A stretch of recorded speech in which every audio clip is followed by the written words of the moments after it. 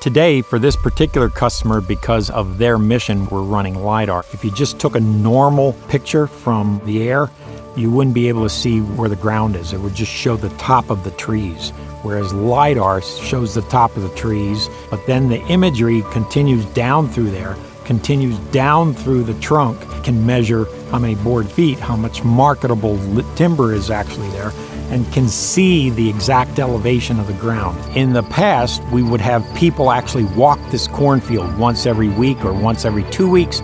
Now what we can do is we can take a drone and fly over it with a smart sensor that can detect drought. With the GIS software that's available today, all the imagery that we're talking about can be geo-referenced. Geo-referenced means with respect to those control points that we put out, where we know exactly the latitude and longitude of each one of those, and we know exactly the elevation of each one of those. We can take the Lidar imagery and layer it on top of any other layers that we have. So we have topography data, we can have the Lidar data, we can have the cropping data, we can have land ownership data, we can have digital ortho. We can take all of those layers of data and layer them on top of each other, and because it's all geo-referenced, they're all meaningful